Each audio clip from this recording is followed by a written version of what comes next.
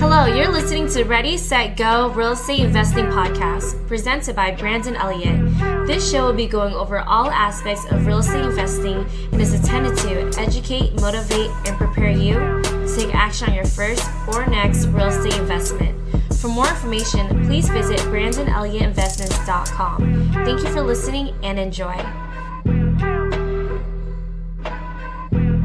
Welcome back, everyone, to Ready, Set, Go Real Estate Investing Podcast. I am your host, Mr. Brandon Elliott. I'm excited today. We got Angela Duncan in the house today from Miami. She is known as the Queen of Passive Investing, which I love. I want to hear more about it. Has a background in, career in banking and financial advising. Used to have one of the top 10 real estate owned offices, REI Max office. Sold it recently a couple years ago, but one of the top in the nation, which is awesome. Produced over $2 billion in the past of sales, which is incredible. But the last few years, especially, really been focusing on educating others, as well as focusing primarily as an investor herself in tax liens and tax deeds. So I want to kind of break that apart because I know there's non-performing, performing, and so forth. But Angela, for anybody out there that doesn't know more about who you are, where you're from, and your background, do you mind just giving that 30,000-foot view for the listeners? Yeah, absolutely. So I grew up in poverty. So here in the U.S., that meant welfare, Section 8 housing. And it took me a while to get to where I'm at today. So for the listeners, understand that it doesn't matter where you started in life or what mistakes you have made. I mean, I've made six-figure mistakes in my life. And, it's just enjoying the journey and really enjoying the process and the education piece of everything and understanding that money is a tool and that when we learn how to use it correctly, God's given us some talents and he's given us the opportunity to really help and teach others. So for me, I feel like my God-given talent is I understand numbers and I love teaching numbers and I've been in the real estate space for quite some time. So just want to continue educating people and showing people that there are other ways for you to invest and grow your wealth, but using the real estate space to do so. That's so good. I love it. So when did you get started in real estate? Yeah, I got started in my early 20s. I was pregnant with my daughter and I just wanted to have a home, right? I wanted to have a house over my head. I wanted to not rely on somebody else. I'd gone through some apartments that were not in great condition and landlords that weren't fixing things. And I wanted a space that I felt safe and comfortable with my daughter. But no one taught me about real estate. And I ended up buying a property in a part of San Diego in which Domino's Pizza would not even deliver. So I learned a lot from that, but it was what I could afford at the time. So that was a great learning lesson for me. Would not recommend that to anyone who's looking to buy their first home. But that's kind of where I got my real estate bug and trying to learn this process about buying a home and then ultimately selling or investing in real estate really kind of piqued my interest. And I'm all about numbers. So working with investors for me early on was definitely the route. But understand, I also got my real estate license in 2006. Right before everything went way down, right? But I do think that in the tougher markets, that's where we learn the most because things are very difficult and you have to put in the work. You have to get educated. Otherwise, you're not going to survive in any type of real estate market. Yeah. So was there any influence, friends, family, or anybody that actually was kind of pushing you towards real estate? Or it was just a necessity of you have a child now, you want to have a good roof over your head, and the experience that you had previously with other landlords, it wasn't up to par? Yeah, I believe that if you're going to find a career that you do a lot of research and find mentors. And so my ex-husband and I, he was in real estate first. I joined him and then we started to build out a team. We did everything we could that was free for advertising, right? Back then, Craigslist was amazing. We could door knock or hold open houses because we didn't have the money. But in doing the reps and doing the research and actually practicing what we were learning, we learned so much information, and that really proved to be valuable for us as we grew our company. But I'm grateful that I had a partner in the business, but we had a coach. Real estate coach was so important. And I do believe no matter where I'm at in life, I'm always going to have a coach or a mentor that's helping teach me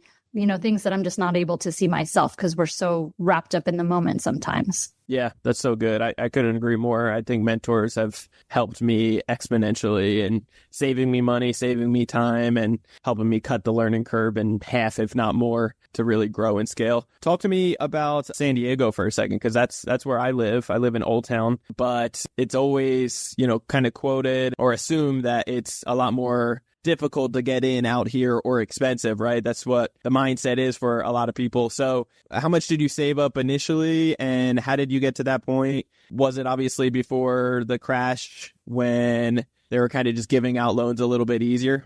Yeah, unfortunately it was in the early 2000s where you could get a first mortgage and a second mortgage and you didn't really have to come out of pocket, right? So 100% financing on a home. Thankfully on that property, I had a fixed rate, but my first investment property, I did not. I got an adjustable rate. And again, I seem to learn lessons a very difficult way, which is by doing before I was really educated early on in my career. So when that first investment property in Vista, California, which is just north of the San Diego county lines, I had an adjustable rate on that. And when I needed to sell it, I was in trouble. So I was grateful that I was able to get out from under that. But I learned what an adjustable rate mortgage is. I understood what happens when rates adjust and how your payments could adjust quicker than you can increase rents to cover. So I did leave San Diego in 2006. I did feel like it was too expensive. I live in Florida now. We don't have state income tax. And although our prices have gone up considerably, Florida's more where my real estate career started outside of those first couple of investments. I love that. Yeah. And how did you get out of the problem child, if you will, for Linda or in Vista, California? Yeah. Here. Was it a modification or what happened? Nope. What ended up happening is I could not increase my rents to cover my costs. I did not have money to pay for that house, and I ended up giving it back to the bank. So at that time, we were forgiven for that debt, but, a hard lesson learned. So like I said, I've been studying real estate for over 20 years, but I've made a lot of mistakes along the way. And I talk about like the journey, experiencing the journey, learning from the journey and not giving up like that. I made a mistake, but I'm going to keep going because I will figure this out. And Yep. I'm grateful for where I'm at today, but I definitely have learned many mistakes along the way. Yeah, and we all have. And let's be really clear, like back then, the banks were really pushing it on people to do the variable adjustable rate. So it's good to get the education and the learning curve and not give up. So many people, unfortunately, back then, they gave up afterwards instead of getting back on the horse and figuring out, when there's a will, there's a way. So talk to me, tax liens, tax deeds. For anybody that doesn't know more about like what the heck that is, do you mind just giving that kind of 101 approach? Yeah. So I read a book called The 16% Solution, which really piqued my interest because I'm a numbers person. So you put a number on the front of a book, I'm most likely going to pick it up if it has to do with real estate. So I stumbled that and I learned about tax liens. So I'm going to talk specifically about Florida. I live in Florida and I highly recommend if you're going to do anything in the real estate space to start in your own backyard because you live here, right? You understand the economics of what's going on in your own neighborhood. So I started doing research about tax liens. Let's break it down. If you own a property, whether it's a house, condo, townhome, commercial property, you're going to pay property taxes. And the government uses that money to fund their budget, right? They're paying for streets, police officers, teachers, whatever it is that they need to pay for in their budget. So they're counting on that money from you as that property owner. If something happens and you're not able to pay for your property taxes, then after a year of delinquency, the government here, the county, will put that tax lien up for sale. So I come in as an investor. I give the government the money they need for their budget, and in return, they're going to charge the property owner fees and interest. So I know what I'm going to make getting into that property. Here in Florida, they pay up to 18% interest for me as an investor. So I understand what I'm going into, but there's still a lot of research that you need to do. This is not like an easy, money maker. It is passive income, but you still need to understand what potentially could happen when you go down this route of investing in tax liens. Okay, awesome. And then, so are you focusing on, it sounds like non-performing tax liens or tax deeds and so forth? Yeah. So a tax lien is a non-performing. The client is technically, you could say they're in default, right? They're not paying the property taxes that are owed to the county. And it could be for multiple reasons. Maybe the person passed away and the property's in probate. Maybe one spouse passed away and the other spouse can't afford it. Maybe they had a health issue. It's really not, I think some people get this idea in their mind that these are just bad people who are not paying their property taxes. No, most likely some type of event happened in their life, which is causing them to choose between, paying electric and food and paying their property taxes. What I like to do, though, is educate those property owners as well, because there are options. The worst case scenario is to lose their house to foreclosure, right? If we can help them and teach them to avoid that, that would be great for the homeowner. But at the same time, sometimes these homes become vacant. And as the investor, if we have to do a foreclosure, then we're going to come in, we're going to fix the property up. We're going to, help the neighborhood values, because no one wants to look at a foreclosure in their neighborhood. But I take the approach that I'm helping people, right? I'm not out there to take advantage of anybody. No, I want to help create income for, myself and my family. I want to teach other people how to do tax liens. But if we have to foreclose on a property, then we're going to do our best to turn it around and get it back on the market so that we're keeping the values of the real estate in the area, from decreasing from that kind of ugly asset that's just sitting there. Florida, though, is one of the longer states. So if we do buy the tax property lien, it could be a couple of years, one, before we get paid.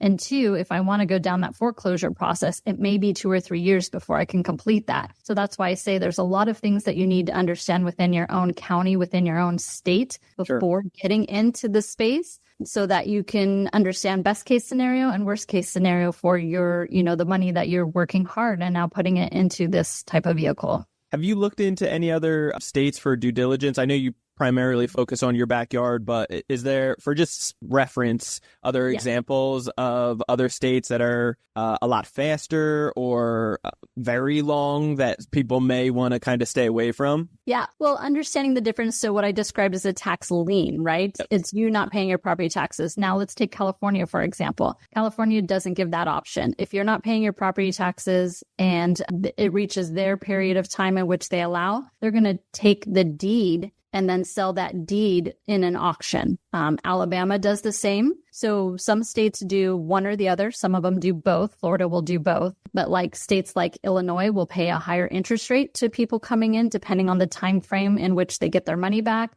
Iowa pays a higher interest rate. So it really is dependent on the state. And a lot of the books that are written, a lot of the research and stuff online will tell you the difference between the states and the period in which you can foreclose. That varies across the U.S. Like every state is so different in the manner in which they do that. That's why I say make sure you're doing your research, find a coach or a mentor that can teach you in your state what they do. I teach a lot about Florida because I live here, but every state is so different. I love that. And okay, so talk to me as an investor in your backyard for Florida. How would you come about this list? How would you purchase? And do you have to bid on some of these? Like, what does that look like as an investor?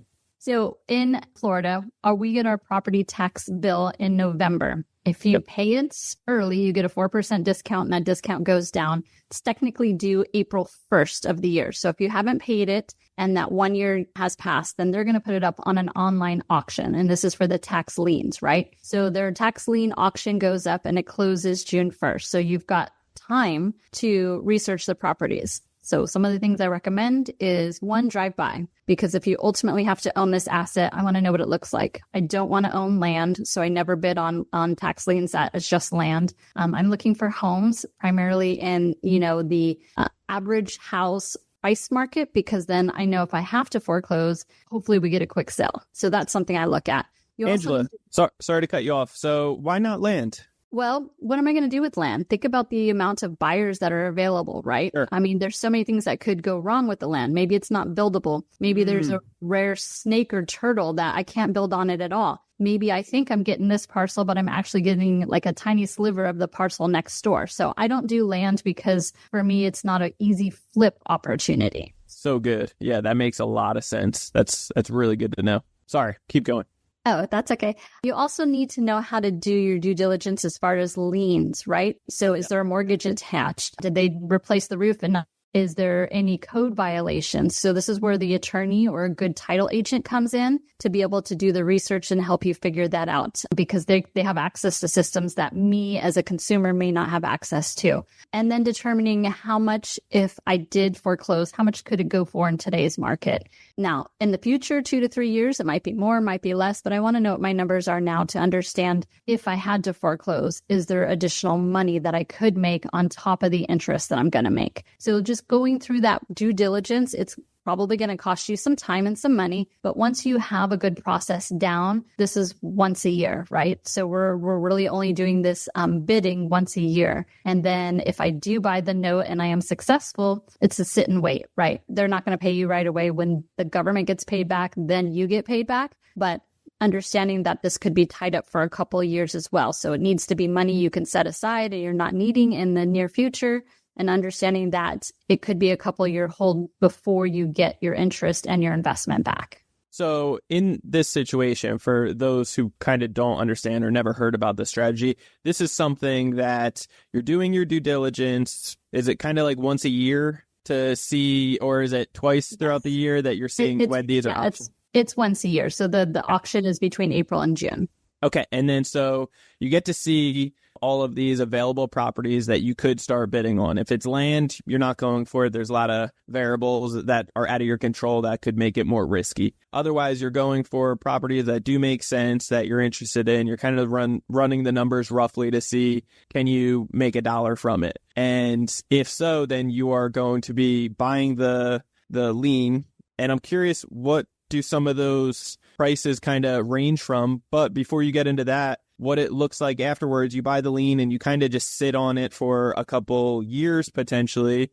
And I'm curious what the percentage is that actually do pay that off, but you get kind of a good reward and ROI from that, some kind of percentage points, correct? Yeah, I mean, it's much better than putting in a savings account. Even with today's interest rate at 5%, I'm likely going to earn more if I let it just sit for a few years. And there's a couple ways that you can have a strategy, right? So one of the strategies I like to look at is the property, a homestead property, meaning they bought it, they probably live in it. I think the chances for that, paying back your interest versus getting a foreclosure, are higher, because hopefully they just had a life event and in the next couple of years, they're going to figure it out, or they're going to sell their property, right? Another strategy is for people who want to foreclose. So they might be looking for a property that has a tenant. Maybe it's vacant. It's an out-of-state owner. Maybe something happened and they just don't want the investment property. So that strategy typically will end in a foreclosure. So that will be, more profit if you do the foreclosure and you do your due diligence correctly. I like to focus on the ones that are occupied with a homestead, because I would rather just get the interest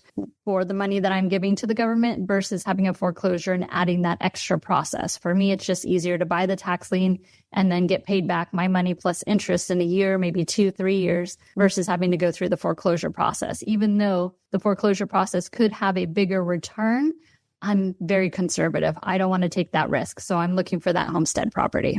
I love it. So you're really looking for low risk, that it's just that guaranteed return that you're going to get back in the next few years. Correct. I love that. So, but worst case scenario, you still did your due diligence properly. So if you did actually have to take back the property by foreclosing, just like a bank would, then you would still be able to make profits from it. Correct. Well, hopefully, yes. Hopefully, yeah. Yeah. I want to hear about the horror stories in a moment, because I'm sure there may be a couple. So what are some of these notes look like? How much kind of price range should somebody anticipate when they're buying these tax liens? Yeah. So, I mean, I've seen property tax liens as low as $1,000. Depending on the price of the house, it could be several $1,000s. So I still try to keep within that mid range. I do avoid anything that's tied to an HOA. So if it's a condo, I want to avoid that, because I have no idea what the HOA might charge in the end if I did have to foreclose. Even though the tax lien is in first position, you still might have liens that you're going to have to deal with later, right? So I don't want to deal with an HOA. So condos or townhomes that have an HOA, then those are things that I'm going to avoid as well. But yeah, I mean, there's not much in the real estate space that you can do with $1,000, right? So that's another reason why I like this lane, is because we can start with a little bit less money in the beginning. And as you get more comfortable, get to know the process and the areas better, then you can kind of look for properties that have higher tax liens that you can, sit and hold for a few years. Yeah, that makes sense. What is the most expensive tax lien that you bought in the past? 9,000. Yeah. 9,000. I look for anything that's maybe 10,000 or below. And keep in mind, this is just for 1 year. There could be several years that the property owner doesn't pay their taxes. So there could be, 2 or 3 certificates that are issued before one of them or a mortgage company or someone does the foreclosure process. And do you have to buy the next year's and the year after that each time? You don't have to. And I like being first. So I like to also look for ones that have not had a previous tax lien certificate issued. So first in line, because then when we go and we have to either foreclose and get paid, then I'm first in line. Yeah. And if you are first in line for the second and third year, do you prefer to get those as well when they pop up, or is it okay to just skip out on those? Yeah, it depends on how much the taxes go up. It depends on if I still see that homestead or, so I'm still going through that same due diligence process. If it makes sense for me, then yeah, I'll pick up the next couple of years knowing that I'm probably gonna have to go through the foreclosure process. But if I don't have that first year, then I'm not looking at the next couple of years. Okay. And then what's the percentage of people that actually pay back within 1 year's time frame versus for 3? I have not had to foreclose yet. So Wow. Yeah, that's not to say it might not happen in the future, but my strategy is to find the properties that hopefully, according to what my research shows, will not go through that foreclosure process. So I haven't had to yet. I've had some of the people that I know have had gone through that. It's a little bit longer process. And so I've learned from them on just kind of being more conservative and looking for certain, criteria when I'm picking the properties that I'm bidding on. Okay. I love that. So typically you're getting your money back within the first year then? Typically 2 to 3 years. 2 to 3 years? Okay. Mm-hmm. Gotcha. And then what is the percentage rough range within your state? Because I know each state's different and I'm not sure if each tax lien is different as well, but what does that look like roughly? Yeah. So when you're going online to bid on the tax liens, like I said, Florida will pay up to 18%, but keep in mind you are competing with other investors. About 75% of the tax liens are picked up by large funds. So that's a big competition, right? So I look for average market housing and I will typically bid right now in this interest environment because interest rates are a little bit higher. I'll bid between like 10 and 12%, meaning I will accept as an investor 10 to 12% from the county. So I've been a little bit more successful in that. I find that if people are going at the high end of what the state's going to offer, they're not going to win because other people are willing to accept a lower interest rate for the same tax lien. And of course, the government's going to go with the lowest paid option, right?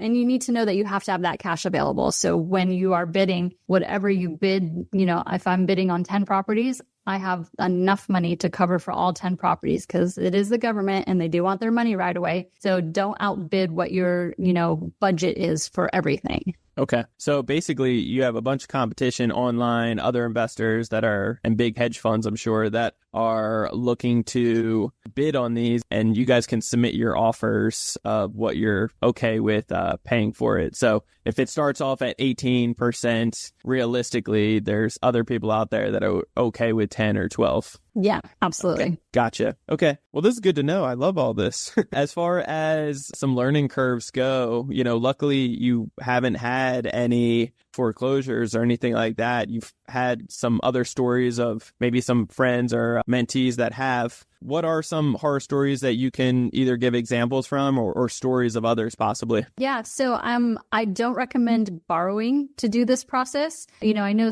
there are some smart ways that you can borrow for business and for other investment opportunities. This is not one of them because you don't know exactly when you might get your money back, right? So if you've got a credit card that's got 0%, or, you can, if rates go down and you can borrow against your house for, 4 or 5%, I don't recommend doing that for this type of vehicle because the unknown factor is when am I going to get my money back? So you don't know how much interest you're going to pay over those years that you're waiting. So don't borrow to do this. This should be money that you have set aside. This is just a piece of your puzzle of how you're creating wealth for you and your family. I've seen people borrow money at a lower interest rate, like take out a loan on their property a couple of years ago at like 3%, but now you're paying interest and you're in debt for something that will pay off at some time in the future. Not a good idea. Yeah, that's so good. And I'm a big credit bank guy. And so people listening, we have a lot of people listening that may be very one and the same, 0% interest credit cards, 6 to 24 months. They're thinking, hey, if I get a card 18 months, 0% interest, I could put this to work. It's something that, full disclosure, you don't know when you're going to get paid out. It could be multiple years. And then even with a foreclosure, if you have to remodel, it's going to cost more money and so forth. So you're going to definitely want to be wise about that. Are these guaranteed returns, or is there any chance? All investing, there's no guarantees, right? We're not guaranteed tomorrow. So what does it look like when you're buying these from the government, who's managing our money poorly right now? So what does that look like? Yes, there's absolutely no guarantees in anything. If the county of Miami-Dade, where I live, right, if they decide to file bankruptcy, well, all debts go to the court, right? But when you think about the hierarchy, right? So if you look at a property, say it's got a mortgage on it, say some roofer put a lien on it, they owe taxes to the IRS and they owe property taxes. Well, IRS comes first. Yep. That was the government. Property taxes come second. The loan actually comes third. So it's important for you to understand that, but you also need to understand the process if you have to foreclose. So while the loan is second to the property taxes, that could follow the owner of the property. It also could, hold up your process in the foreclosure. So while the tax lien does come first in that line, because it is the government, you need to understand what the process looks like in the county in which you are buying that tax lien. Do you know anything in the past, like history of have all tax liens in the past all have been successfully paid upon, or has there been any? Yeah, not always. So if you think about the higher end market, right? I'm talking about like multi-million-dollar homes. Sure. Their tax liens could be pretty high, right? Especially on a property that's not homestead. There's no cap on how much that tax goes up because it's based on the value. So say we go into like a recession market where we start to see a real drop in property values. And in that instance, we have 3 years of tax liens that were issued and bought. If that property gets foreclosed or if that property gets sold for less than what's owed, and you're that third tax lien, you could be at risk at not getting all your money back. So that's where the non-guarantee comes in, because Sure. That's, again, why I go after that first year. I don't want to risk going after that second and third year because I don't know what will happen to that property in the future, and why I also stick to the middle market. I don't want to risk, bigger reward. Sure. 10, 12% on, 10, 20, 30,000 is great, but I'm also taking on more risk when I hit that higher end market. Yeah, that's so good. Angela, what else do myself or the listeners need to know about tax liens and tax deeds? Do your research. Make sure you do your research, follow a mentor and get coached on it. And, if you're going to test it out, which is what I did initially, start small, go through the process and understand the entire process and just learn from the rest of us that, might have had mistakes along the way. Any other tips or tricks that you would give on places to be able to, or tools to be able to utilize and do your research? Look for markets that are still expanding. When people leave markets, obviously the risk goes up because they're more likely to have a foreclosure. Right now, the markets are really tough across the U.S., especially, I'm in commercial space as well, seeing a lot of apartment complexes go back to the banks, and that's going to have a trickle down effect, right? So I don't invest in tax liens for commercial property either, again, because the laws are a little bit different when you do the foreclosure. And as my mentor, Grant Cardone, would say, if you're holding on to real estate right now, we're just stay alive to 25 and really pay attention to the market, get educated. And I say get educated and get out and vote. No matter which way you're going, make an educated decision, because we definitely need our education, our educated people to get out there and vote. And hopefully we can, take this economy in a different direction. Yeah, we definitely need some change. I love that. Well, Angela, first off, you just gave a bunch of your time to me and the listeners. Anything that we could do to give back to you? And then afterwards, if you could shout out ways that we could get a hold of you. Yeah. So if you go to morewithangela.com/buyer, I do have a free ebook on tax lien. It's just some simple steps for you. So it's free. You can sign up for that, or you can follow me on Empower Her Money on Instagram. I'm always giving out financial tips to help people with budgeting, making more money money, things like that. Because like I said, this is my gift, and I'm going to teach as many people as possible so we can break that poverty gap here in the U.S. I love it. That's so awesome. Well, I appreciate your heart and what you're doing in the space right now. It's awesome. Can't wait to see what the future looks like for you. So we'll have to have you back in the future. But guys, definitely reach out to Angela. She has a wealth of knowledge in this space, and you could definitely be able to put your money to work even stronger, and make sure you do your due diligence and get a coach. So reach out to Angela if you have any questions. If you guys want to get a hold of me, you can always do so on Instagram. It's Brandon Elliott Investments. Otherwise, on Instagram, check out our business page, Credit Counsel Elite. If you're looking to get more educated on how the banks and lenders are judging you, so you know how to play the game and get massive amounts of funding, I'm talking 100, 200, 300, 400,000 plus in new capital with interest rates as low as 0% interest, you can check out creditcounselelite.com. That's www.creditcounselelite.com to get a better understanding of what the heck I'm talking about. Afterwards, you can jump on a free call to go over your situation, where you're at, where you're trying to go, and see how we can help you get there. So with that being said, if you have not already, hit that subscribe button to Ready, Set, Go Real Estate Investing Podcast, and we'll see you on the next one. Till next time, guys, God bless. See ya. Thanks, Angela. Thank you. This has been another episode of Ready, Set, Go Real Estate Investing Podcast, brought to you by Brandon Elliott. For more information, please visit BrandonElliottInvestments.com. Also, please don't forget to like, share, and leave a comment below. Thanks again for joining. Until next time, God bless.